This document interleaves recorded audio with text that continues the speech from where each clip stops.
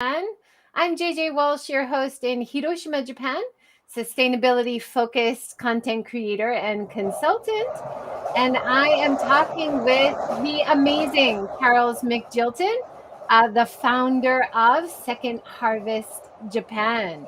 Thank you so much for joining today, Charles. Well, I guess that'd be amazing if I could get my technology to work.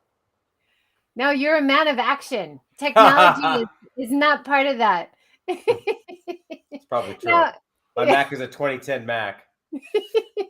now let's talk a little bit about your backstory. So you originally came to Japan around 1990, is that right? 1984 Oh, with wow. with the U.S. military. And then you started Second Harvest in 2002. We incorporated in 2002. We actually started in 2000, but we officially incorporated on March 11, 2002. Wow. And I was watching some older videos, but I think still relevant. You were saying kind of your inspiration to start Second Harvest started with becoming homeless on purpose and living along the river. Is that right? Yeah, I don't know if I would frame it that way, becoming homeless on purpose. It is true that I did live along the Sumida River for 15 months in a cardboard box. The purpose of that, or how I started doing that, was I was going to make a self-help center for people. I've been working with people in a poor section of Tokyo for several years at that time, and thought I had a lot of head knowledge up here, but something was missing down here. And originally only was going to go there for 3 months, and ended up staying 15 months, and it radically changed my worldview and kind of really informs a lot of what I do today. Probably the biggest and most surprising one about that when people get to know me is that I don't define my work as helping people. I don't set out today say, who can I help? It's not a language that resonates with me. What does motivate me is providing tools and putting resources together. And am aware, particularly our organization, that we do it well. It does help people. So I don't deny that, but our worldview, personal worldview, is not to quote unquote help people or save people. And that's really because of that experience along the river. Yeah. But that seems to coincide so well with your core philosophy, not only for not being up here when you give people down there, but also the collaborations you have with the businesses that you really want to be on an equal standing and have the companies feel great value and benefit to be a part of what you're trying to do as well. I thought that was really I'm very interesting. impressed that you've done your homework, because very few people know that before we had the conversation. But that is true. That is true.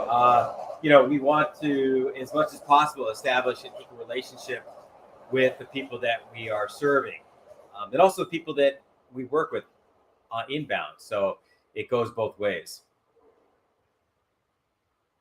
Am I? Let's yeah. Oh, there you Yeah. are. Can you hear me okay? Yep. Okay. So let's just give a little introduction about the situation in Japan. Mm-hmm. I want to talk more about your why, your core philosophy Mm-hmm. in a little while. Okay. But the situation in Japan, I think a lot of people don't realize how much food loss, food waste there is, and how many people are actually living in a food insecure situation. Can you talk about that a little bit? Yeah, I think we first need to really distinguish these are completely different issues with completely different responses. They're tied to us on an individual level, our emotions, meaning that when we see food go to waste and we know that people in need, we feel a sense of guilt or we feel bad about that. And that's a natural human response. But beyond that, reducing food loss, food waste will do nothing to take care of food insecurity. And so when people tie those two together, it it's a misunderstanding of both the issues. I get that. I think I'm jumping ahead a little bit It's okay. because that's my core philosophy as well, is that you have to try to find a way to balance people, planet, and profits. And I see what you're doing by tackling the people and the planet as a way to run a business which is profitable and self-sustaining is so refreshing, because quite often I will talk with people who are only focused on the people side or only focused on the planet side. Mhm. And I see you're tackling both sides, but I get your point that they are very unrelated and don't really connect in the real world, right? Yeah, I mean, the reason why I emphasize is because you see movies, you see documentaries, you see books and stuff like this, even articles that say we got to reduce food waste. There are 6 billion people in the world that are hungry. And really, these are two different issues that are only connected by our own human emotions. And my own concern is that we're going to put a lot of activity and interest into reducing food loss with the idea that we're actually helping people to become more food secure. And it's like, actually, you're not.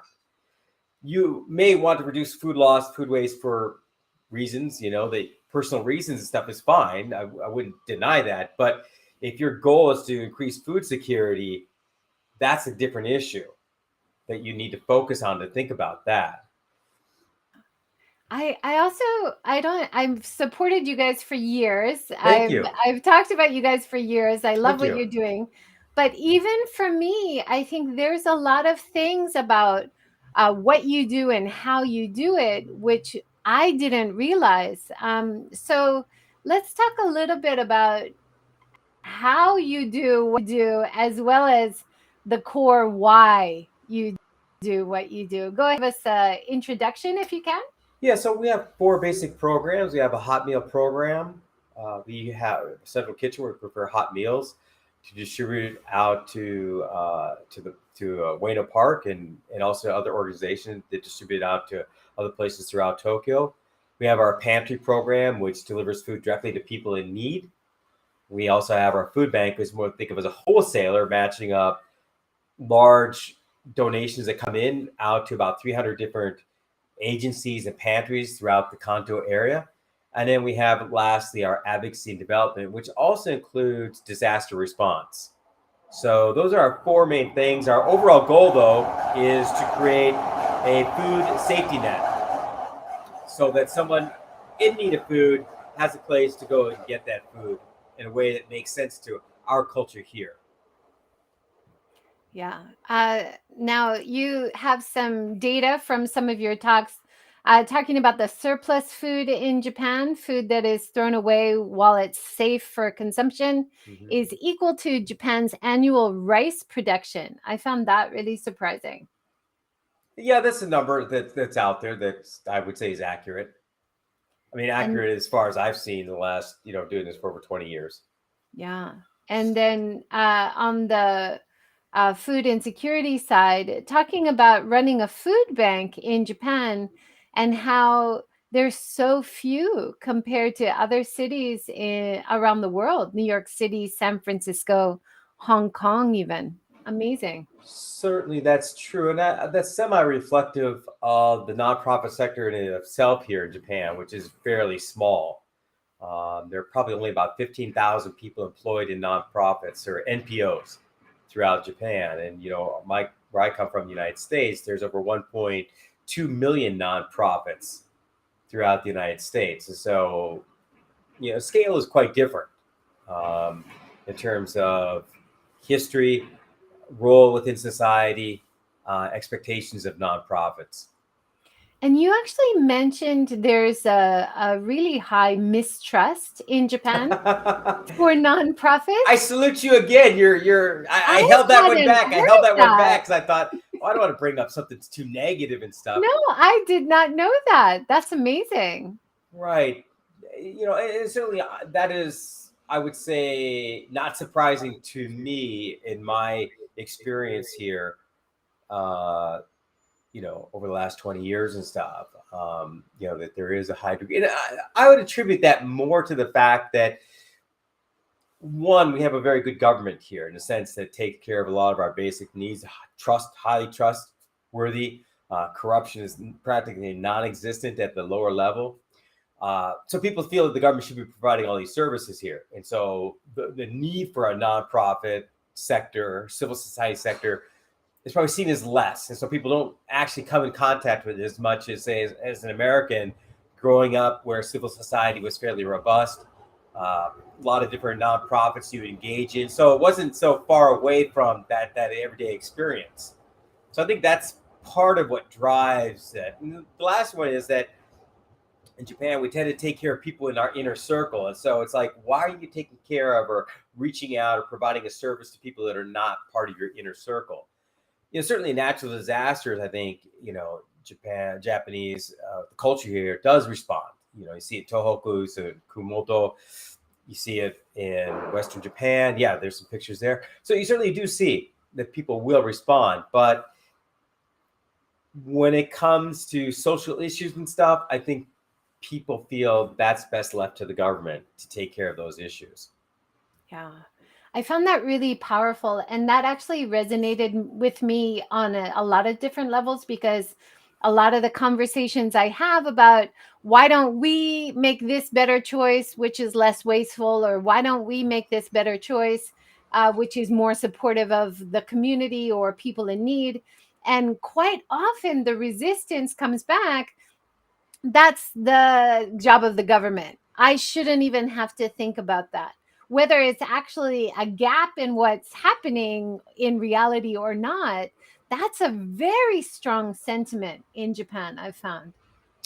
Yeah, I think that also people would say, well, the government is a neutral player, and so we should leave it up to them to decide what to do. And so that is certainly one approach. Certainly my approach obviously is different. Because one of the things I have reframed my work is to thinking this is my vote. That every day I come to work, every day I take out these things, a small little contribution to society, but it's a way to vote, not the political side of the vote, the big P, but the small p to affect other people. And so I frame it that way. I go, well, this is my community. This is my country, if you will, as long as I'm here. And so I can contribute to that. So I get more of a sense of ownership that way with the community. And though, I don't carry a Japanese passport, and certainly ethnically, I'm not Japanese, but in terms of my commitment and my connection to the country, excuse me, I feel very much, more connected to that from framing it in that way. And I agree, there are people like you just said say this should be the role of the government. But, my retort on that is, what is true democracy? Meaning, if it's for the people, by the people, then I should have a role to do with that. And so even when we talk to the government, we try to maintain that even level playing field also, when we speak to them. And so, yeah. Yeah. You often talk about in your talks the golden circle, and that amazing talk about how leaders can get past the early adopters to the mainstream, have that tipping point. You guys have had huge growth of support and action over the years. The food donor companies, you show here how you started with 3 donating companies in 2002 and 2017, over 1,300. Absolutely amazing. Do you feel like you've hit that tipping point now, or are you still in that early adopter phase, you think? Tipping point of what? Like, of people aware of what you're doing and people who want to get involved? There's certainly a lot more food banks out there now. I think there are nearly 200 throughout the nation. And so I do feel that because there are more out there and there are more people out there, we get ignored more often, and people don't come and consult with us on that. And I think, on one hand, that's good that there's more out there. I really welcome that. On the other hand, it does feel a bit sad, disappointing that there's not that level of collaboration here. And I think that's partly a function of Japan. Us as an organization, as a leader, I'm always stuck between looking back at how far we've come and looking forward to how far we have to go. And, there's that tension there to feel like, wow, we've come a long ways, like you just saw that chart there.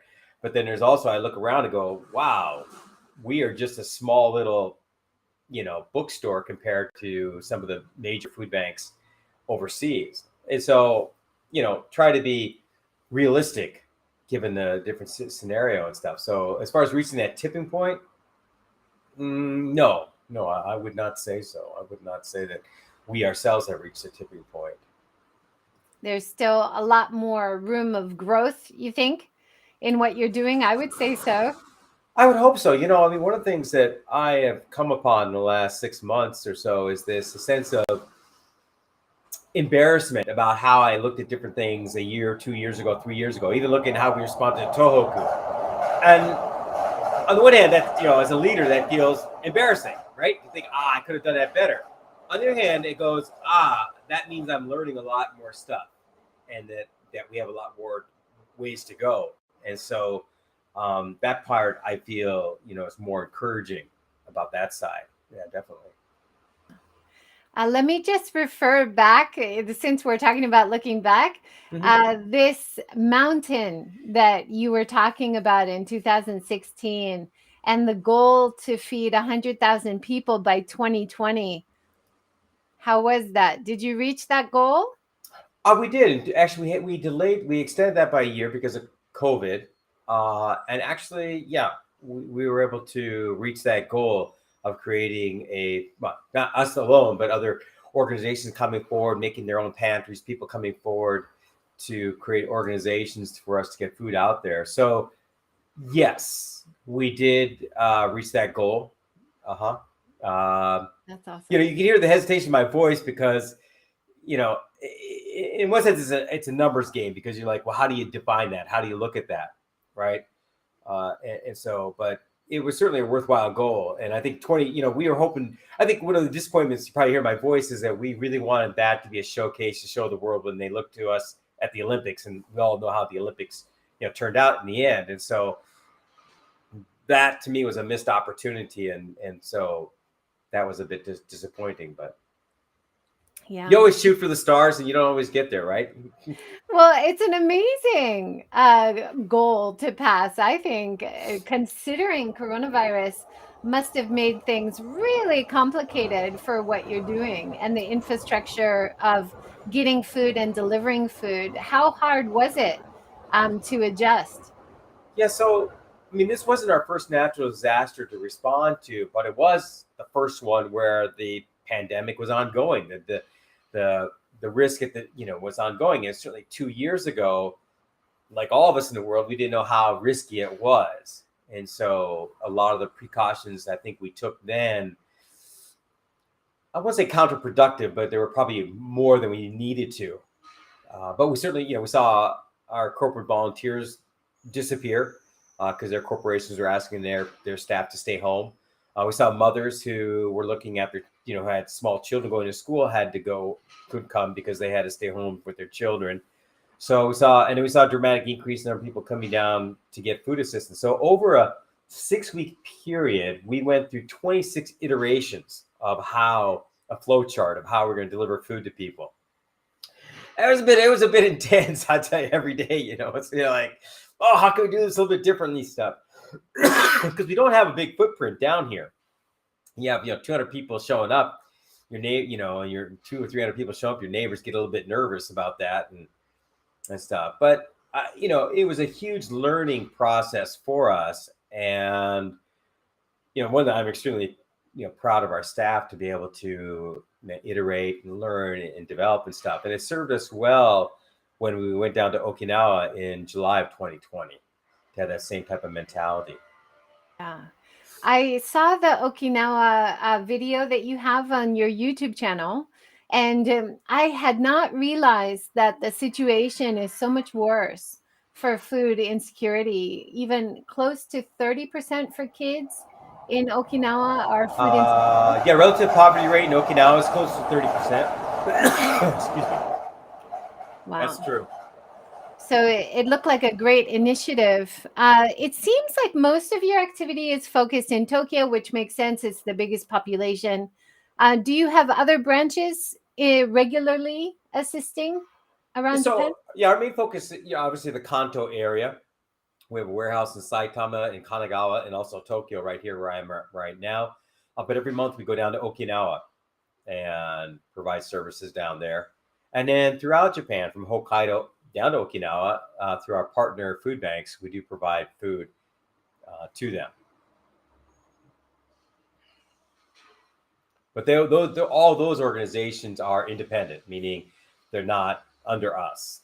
We're all independent, but we all belong to the national network. And the national network is organized by you guys at Second Harvest? Second Harvest was the founding organization for that. We incorporated that in 2013 as a Koiki Zaidan Hojin with a cabinet.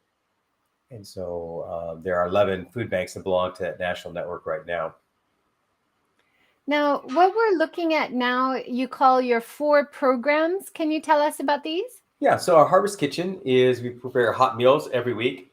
The picture you see there is us in Ueno Park pre-COVID distributing food. So we'd set up a tent and pass out hot meals to people. Now what we do is we create bentos down here, bring them for distribution in addition to bread and bananas and maybe something else. The second one you see there is the Pantry.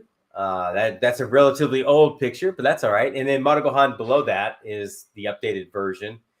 This is where people can come directly to us and pick up food from us. Here where I'm at in Asakusabashi, 4 days a week on Tuesday, Thursday, Friday, and Saturday from noon to 6. People can come down and pick up food. Then also in Kanagawa, we're open every Saturday, and also in Saitama, also every Saturday. Wow, that's great. One of the things I saw in your CNN video, it's amazing to see you featured on CNN. How great is that?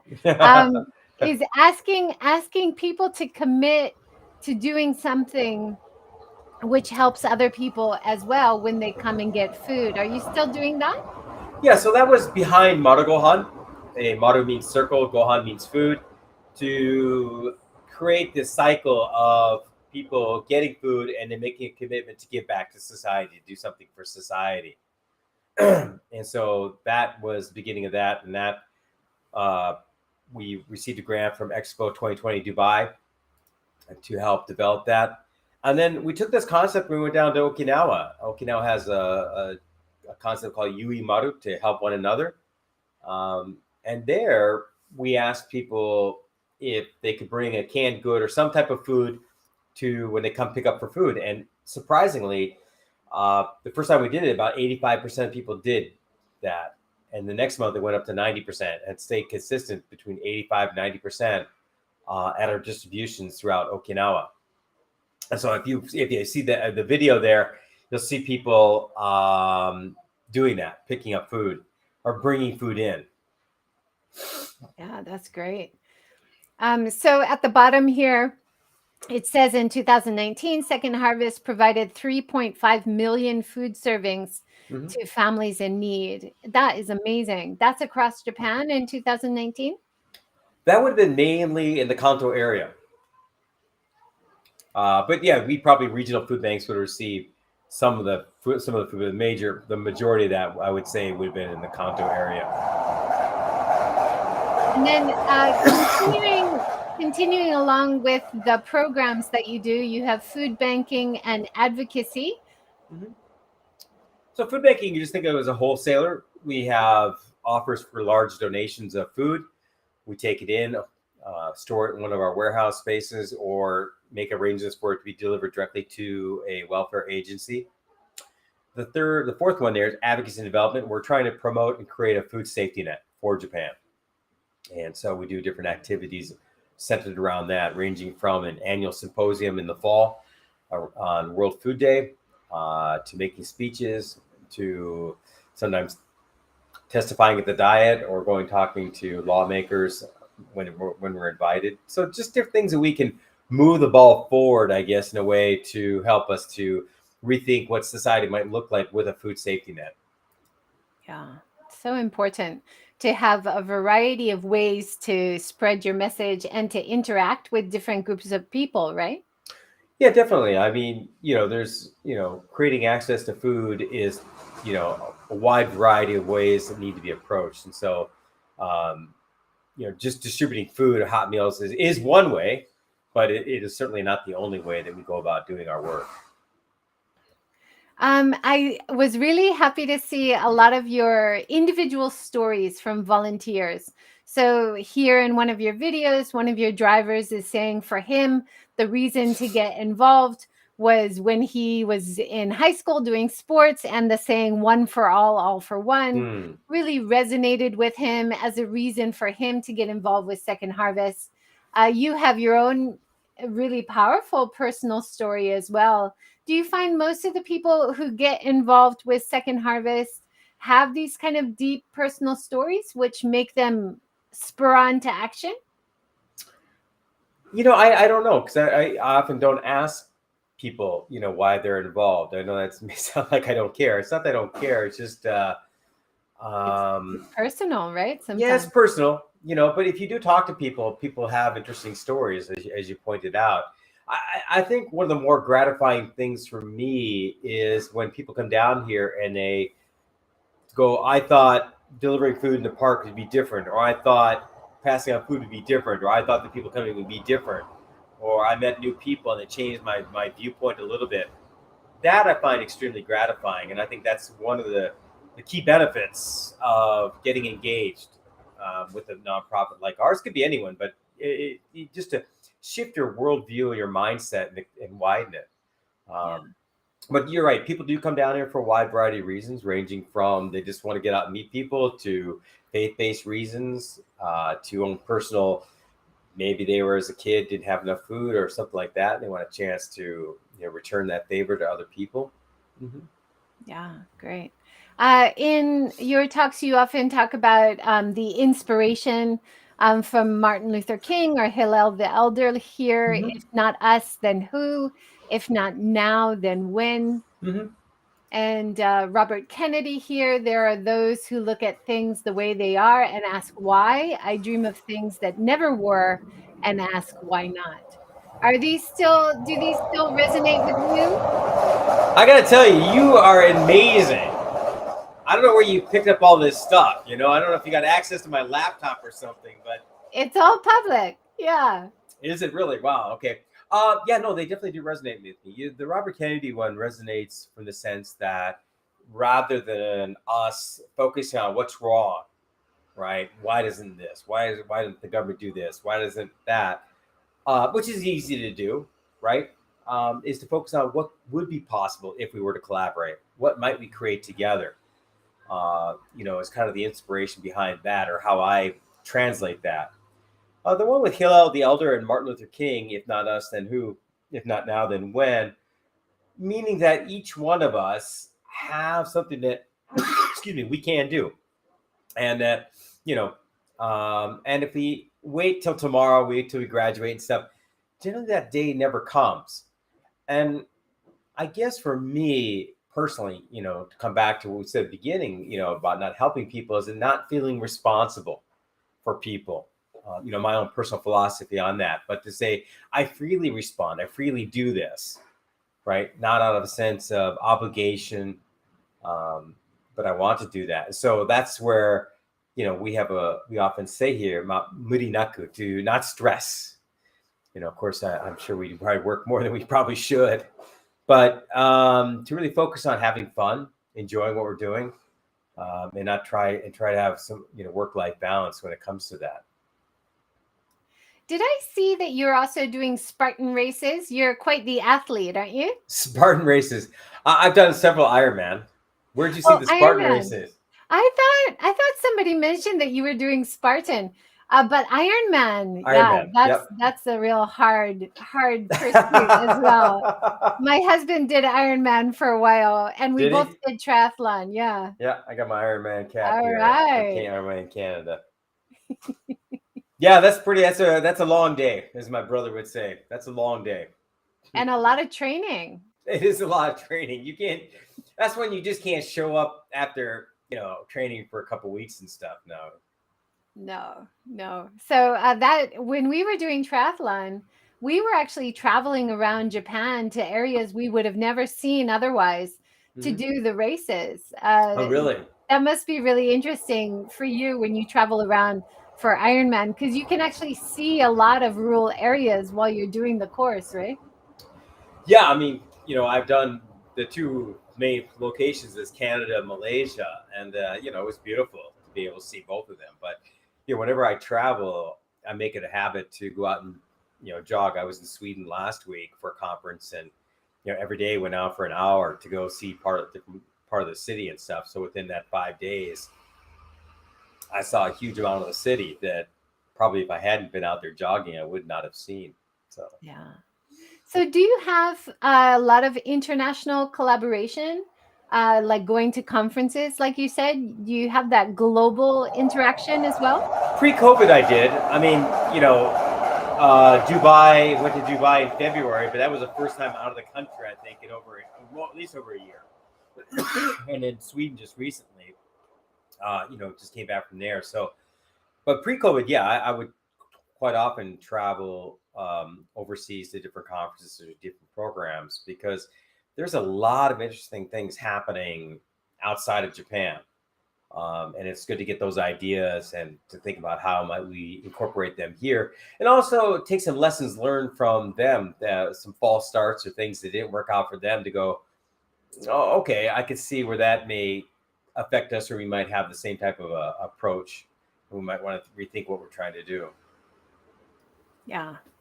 How easy or how difficult is it to get people involved, volunteers, drivers, raising donations? There's a few different ways people can help what you're doing, right?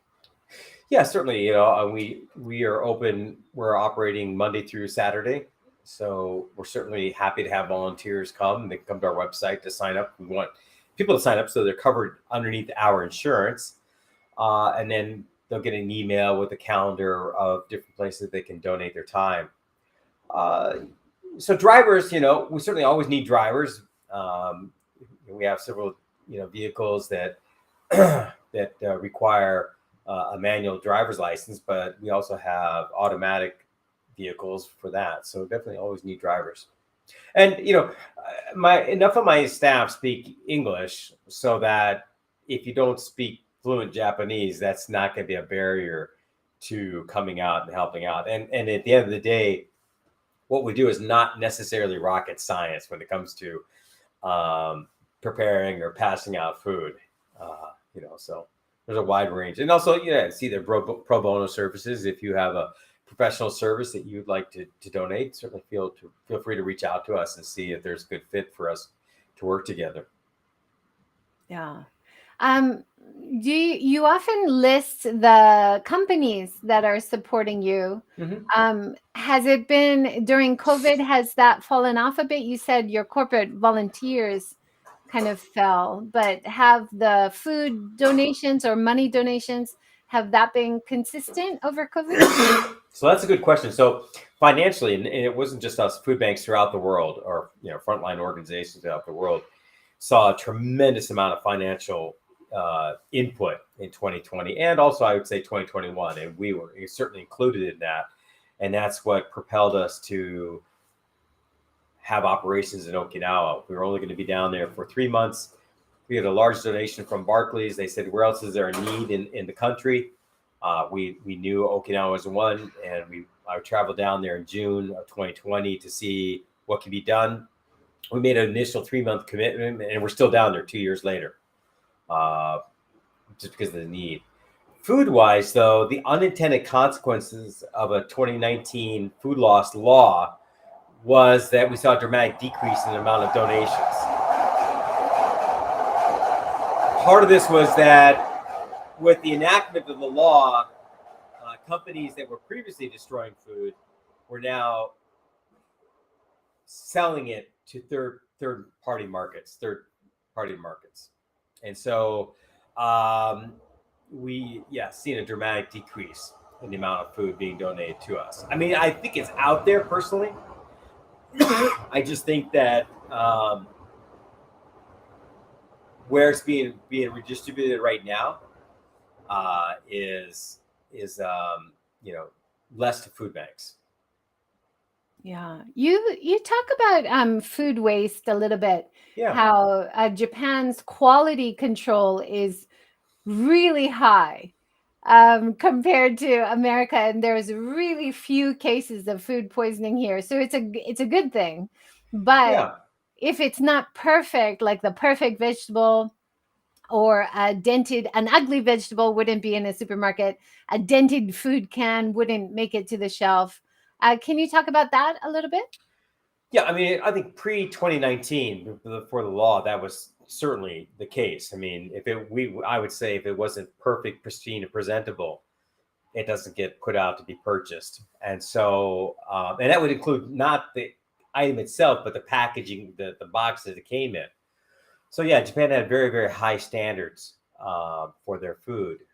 Sometimes I like to say that Japan has not just a belt and suspenders; they have a suit on standby, and they know a tailor who can make them one if they need one. So, which means our food is probably the safest food in the world, probably the safest. As you pointed out earlier about the relatively small number of people who die from food poisoning every year. The result of that, though, is that we do have a relatively high volume of food that is destroyed. But as I said, post 2019, with the change of the law, companies are looking to different places to offload their surplus food. Now, my next question was about farmers, and if you Mhm. have farmers directly giving you food that might be ugly, but is very usable. And I see John Walsh has written a question here, and he has donated food from He his urban has, farms, he right? has, he has Yeah. indeed, he has. He says, do you do special outreach to schools, encouraging them to have their own student volunteers, particularly Ueno Park in Tokyo? Yeah. So prior to COVID, often students would come out and help us prepare food in the morning and distribute it at noon in Ueno Park. But because of COVID, we've limited the number of volunteers and the style that we do. Before, we were providing a hot meal in the park itself. Now we are just distributing a bento to the men with some other things. So we limited that because of risk, and we knew that international schools were concerned about sending out their students. ASIJ used to send out students, I think, about once a month or maybe twice a month to Ueno Park to pass out onigiri. And of course, because of COVID, they stopped doing that. Concerns about people getting sick. So the age limit for us, we ask kids to be 12 or above. It's just my own personal comfort level of having small children running around here. I have 4 kids of my own. So I am a parent, but as being a responsible organization, we are on a very busy street. I want to make sure that there's some level of maturity with the people down here before we have them get involved. That makes sense. So 12 is like the end of elementary school here. Yeah, From 13 is junior high. That's kind of the Japanese standard for becoming like a young adult, right? I think so. I think so. I've certainly met younger kids in elementary that are mature and stuff like that, but just as a kind of a cutoff point for us. Now, certainly, as I said, ASIJ, the kids there were in first and second grade or even third grade passing out, but that's that school with their parents and, doing it in conjunction with us, because we're doing it at the same time, but that's all them and the parents are right there. So we're not, how should I say, responsible for that situation.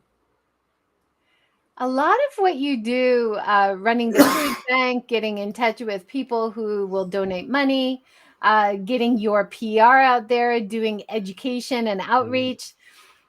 How do you manage it all? Like, how do you have Not very how many? well. Not very well. It My seems like partner a will tell you, lot. not very well. It seems like a real lot. What's the most challenging part for you in terms of organization? Probably managing myself. I think there's challenges here as a foreigner with all my staff being Japanese, or, to manage the culture, manage the language, manage the expectations. And so people I've worked long term with, there's a certain level of comfort and understanding and trust between us. Um, People with a shorter time period, there may be different expectations about that. And certainly I would hope myself as a leader that I'm evolving to be a better leader as I, move on and stuff. And so, those are, I think, challenges right there as a leader to kind of, what are the expectations of people around me, and are they not legitimate? Are they, I guess legitimate? I mean, some people look to the leader to be that visionary person that says, come follow me. And where I've evolved myself is that's not me. What I want to be is to someone to help create some clarity on the chaos here, to help listen to people and to give, voice to what people are saying and stuff. And so when people come and they want to say, well, what do you think we should do? And I'm like, geez, I don't know. What do you think?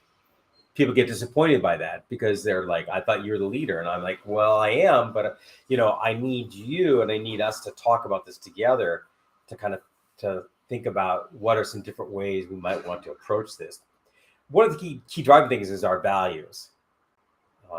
And so being really aware of what our values are, what's at stake here with our values is a really a North Star, if you will, or guiding way to kind of think about how do we unravel what we're trying to do here. Definitely talking about the values is so important. And you were talking about that on your Google Talks, I believe, talking about the why being more important than the what and the how. Yes.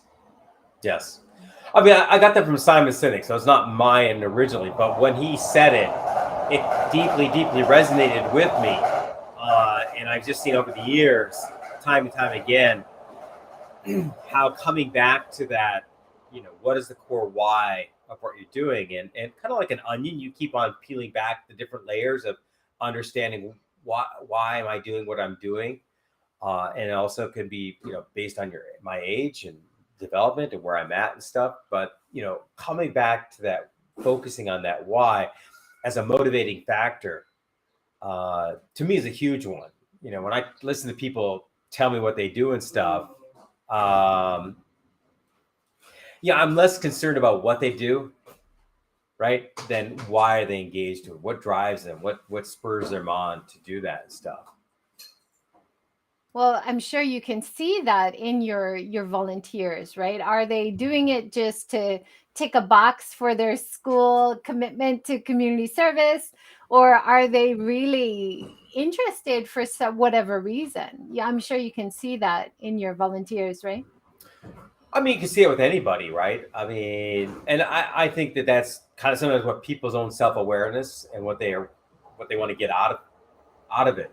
And so I don't want to criticize people who are like, oh, they're not in touch with their why. No. I'm cool. sure you need both types, but maybe if you see that embedded desire to really more deeply engage with the problem, maybe those are the people that you can help get on your team for management. Is that right? Yeah, I mean, I think I understand your question. I mean, quite a few of the people we hire, have volunteered with us at one time. Certainly everybody that we interview, we ask them to volunteer with us at least once, and we really encourage them to think of the process to be a two-way interviewing, that they should be interviewing us, asking us questions, asking themselves, would this be a good fit for me, for what I want to get out of this? It's certainly one that, we do that because, I guess I like to think of that we have a big tent here. People come down here for a lot of different reasons. And so, for example, you come down here because you want to help people. That's cool. The tent's really big. The door's really big. You can do that. But if you were to stick around and be here, you would be disappointed because that doesn't come up as a conversation piece for us. We're not PC, means saying you can't say that, but it just doesn't come up as a worldview that we have or a motivating thing, inspiration we have. So you won't see it in our annual reports about the savior complex of us coming in to save people. You won't see hungry children there, that we're feeding and stuff like that. And so, if you're comfortable with that, then we'd be a good fit for you. But if you want something different, then it'd be like, well, probably would not be a good fit for you. Yeah. So you mentioned that your core why is you just love running a food bank. Is that accurate still? I mean, I think there's another, a couple different core whys for me is that, I've been deeply blessed by my time here in Japan. So this is a way for me to give back, to return that favor in Japanese ongaishi. So that's, one of my motivating, factors. Another one would be another why that I would have is that it gets a sense of that I'm connected to the community, that I have a sense of ownership here, that I'm not just a passive existence in society itself. So those I think are two, motivating. But yeah, just like food banking. I mean, you just like, see this food here, it's gonna be thrown away, but you can give it out to people here to make them happy. I mean, that's just like, how could that not make you happy?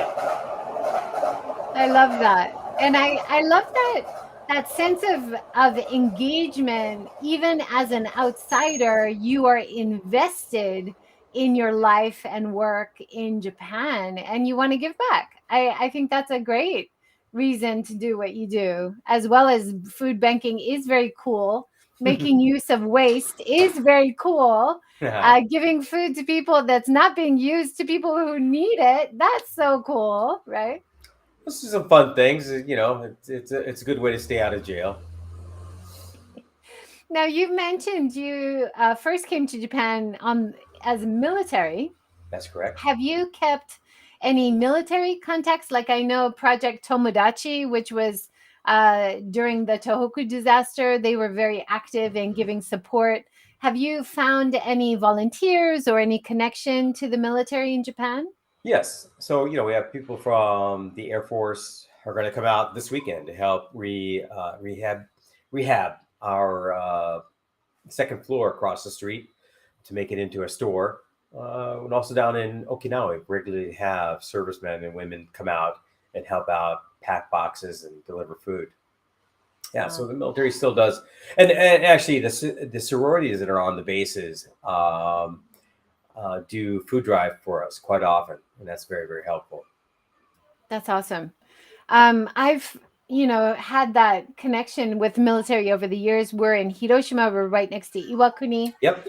But even historically, a lot of Hiroshima people will tell me when they were kids growing up post-war, all their food came from the U.S. military. They would eat big pieces of bread and pieces of chocolate. And sometimes at the local schools, they give that as like a historical lunch today. And so they have that legacy of being helped with food by outsiders. And I thought that's really interesting. That's it. I didn't know that part about Iwakuni and Hiroshima, but it certainly would make sense. Yeah. We have another comment from Wendy. What an awesome conversation. Thanks, Wendy. Love the philosophy and initiative and the results. Kudos to you both. Thank you. So you mentioned people coming out and helping in person. People can donate. Do you have any events coming up that you're trying to do, like a volunteer drive? We don't have any at this moment. I have a staff meeting here in about 20 minutes. We're going to talk about our 20th anniversary. What do we want to do to celebrate that? We're not very celebratory type of group of people. So I wouldn't be surprised me if the staff meeting today say we're not going to do anything. But if we do, we'll have something. I mean, years ago, on our 15th anniversary, we did have an open house, and that was nice. Where we could showcase our central kitchen, our kids cafe, different places. With COVID, I think we're a little bit sensitive about having groups of people come down here. So maybe if we don't do it in July, maybe we'll do it later this year. We'll have an open house again where we can invite people down. Right. Well, maybe that's one way I could help. If you have 20 years worth of photos and you have people in the organization that you want to be interviewed, maybe I can help you do something online. I'd appreciate that. I might take you up on that offer. Yeah, no worries. I noticed one of your volunteers is the amazing Jack Bales from Alishan, Tengu. Yeah, that's correct. That's correct. Yeah. He's our chairman. Wonderful. It's great to see him in the shop and volunteering. Tengu has been a long time resource for many of us longtime residents in Japan. I will tell Jack that. And he's my next door neighbor. Oh, wow. I have long wanted to get out to Tango Oh, to the come, come, cafe. come. I Come. can't It's wait. beautiful. Beautiful out there. Another great question from John. Do you have anyone, any people you are inspired by in relation to your work? Probably a long list. Yeah, I mean, there are people that, I would name them that people wouldn't know, but that have been very generous with their time and their knowledge. I've always been inspired by those people. Uh, Norm Gold from St. Mary's Food Bank, the very first food bank in the world. We reached out to them in 2012, said, "Hey, we're looking for food banks in the United States to learn from," and he's like, "Come on down," and was extremely generous with his time. And to this day, he's been a mentor to me personally. But there are quite a few other people out there like that, and so I'm always touched by people who make time to share their knowledge with me and with our team. Yeah, it's amazing. I find you're nearly my 400th interview since I started this series. Wow. And the more people I talk to and try to highlight the good work they're doing, it's so rewarding, right? To learn from other people, to get inspired by other people, and it just enhances what you do as well so much more. You Yeah, I found think we that? all have. I mean, all of us in our own way have inspiring stories. Choices and challenges and outcomes that we've had. We faced, gone through, and those are sharing those with other people. I think is important. And so, I mean, I used to not think that years ago, but you know, myself looking at those in my own life and then listening to other people, realized that yeah, there's a lot of people out there like that. I just want to show this data, and it might be a little bit outdated. Can you tell me how you're doing with this golden circle? How has it changed, or is it about the same? So food donors were at 2,300 food donors. I was looking for our annual report. 2,300 for our food donors. For the hours, that's about what it was last year in 2021. Meals, tons. Yeah, that must be an old slide there, but that's a little bit. The tons are down, but that's because I think what I'm seeing there is one where we included water and drinks. So that seems like probably several years ago. But yeah, Oh, that's amazing. Yeah, it's good to look back and compare where you are now and how you're progressing, or what hurdles you're having and how you can fix that. That's so perfect in terms of sustainability and trying to get better as you go along, right? yeah, certainly. As I said earlier, it's that tension as a leader, looking back to how far I've come and looking forward to how far we have to go. And kind of balancing that and being realistic with oneself about that, not to pat oneself too much on the back, say, wow, look at all we've done, but also not be hard on oneself to say, wow, this is all we've done. Right. Yeah. But there's always that tension there. Yeah, for sure. Corey has asked a question. So glad Charles is getting his share to share his story and his important work here. What's he seeing in terms of growing wealth gap in Japan, and how is that connected to food security? Yeah, certainly. I think, particularly like in the case of Okinawa, where they relied heavily on tourism. And as we all know, the country's been basically closed for the last 2 years. That inbound tourism is no longer there. That's really hit Okinawa bad. 85% of the service industry is somehow related to tourism. So, that's impacted the economy dramatically there. And I think in other areas within Japan that are part of tourism or tourism related, service industry has been impacted by that without that inbound tourism.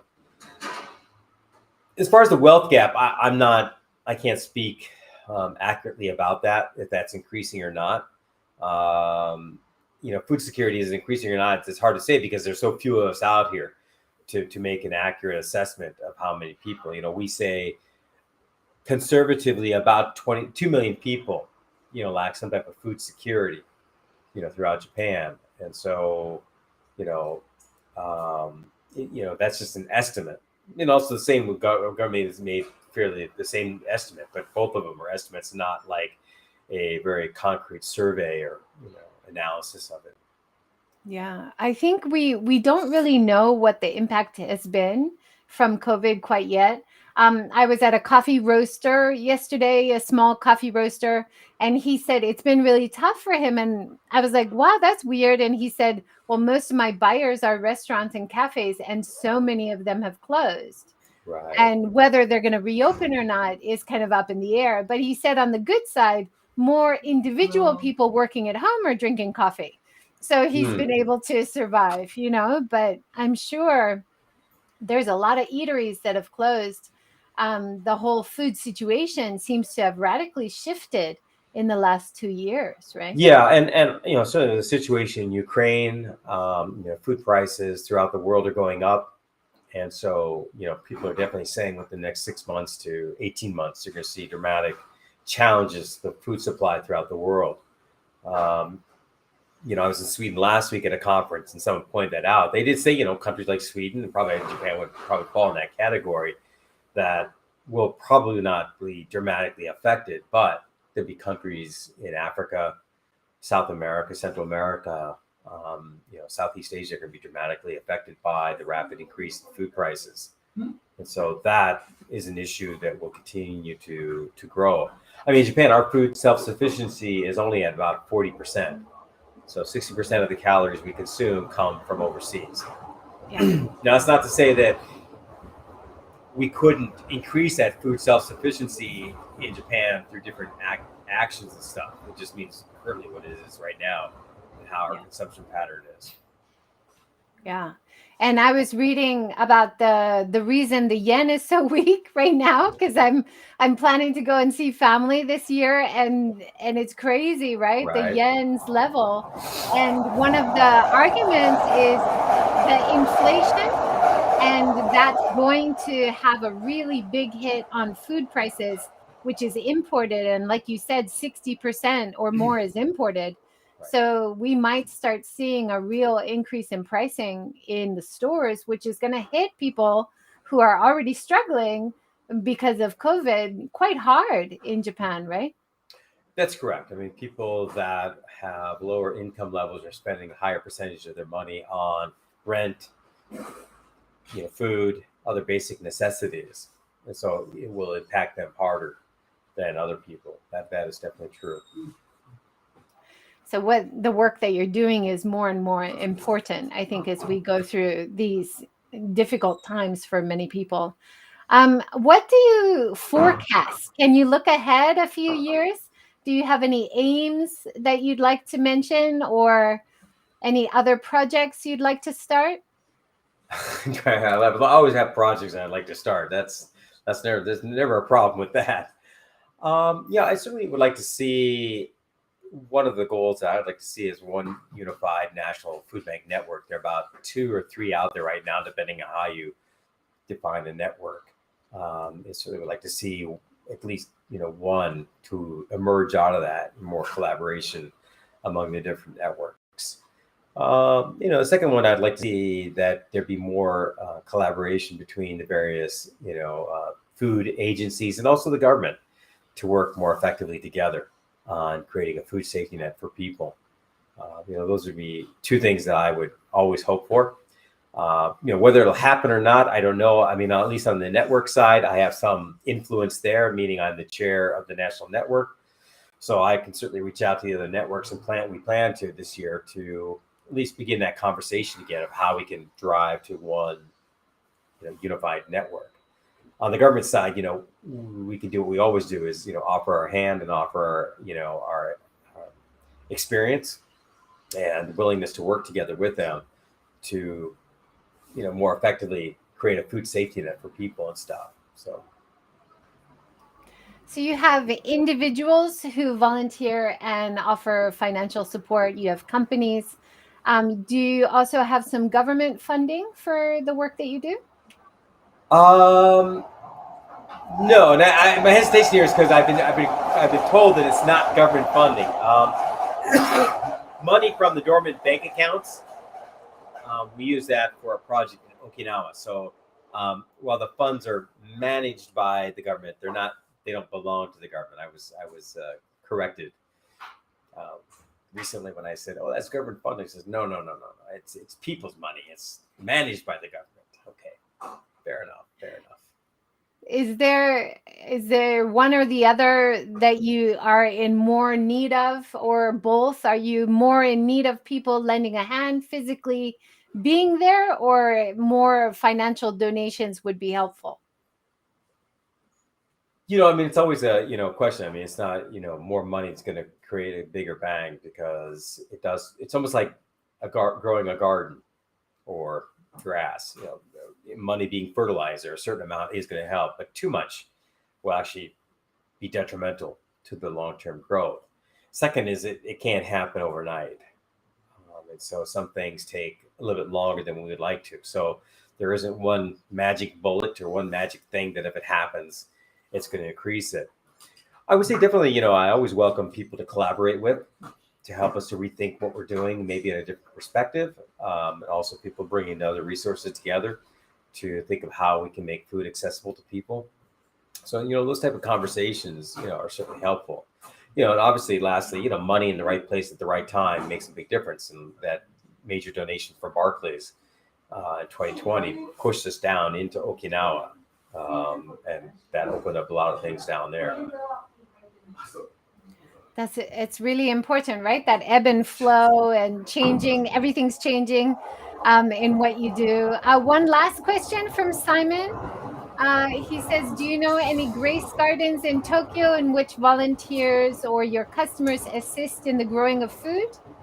Sorry, I do not. I do not. John Walsh would be probably a better person about urban gardening than I would be. Yeah, we'll put John Walsh's links and of course your links to all your Second Harvest work and your Second Harvest YouTube channel, which I hope to see more I of it this year. Maybe I hope can help so. with that a little bit. I would like that. That'd be nice. Yeah, wonderful. Thank you so much for joining, Charles, and thank you for all the great work that you do. Thank you for your patience for me getting online. No worries.